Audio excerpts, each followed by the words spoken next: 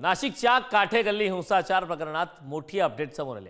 अटकेतील आरोपींमध्ये टिप्पर गँगच्या सदस्यांचा सुद्धा समावेश आहे. राजकीय व्यक्तींसोबत आता गुन्हेगारी टोळीतील सदस्याचा समावेश आहे. टिप्पर गँगचा मोरक्या शाकीर पठाणचा उर्फ मोठा पठाणचा भाऊ समीर पठाण उर्फ छोटा पठाणचा समावेश आहे. समीर पठाण उर्फ छोटा पठाणला अटक केल्यानं गुन्हेगारी विश्वात मात्र आता खळबळ उडाली. समीर पठाण शिवसेना एकसंघ असताना पक्षात सक्रिय सुद्धा होता.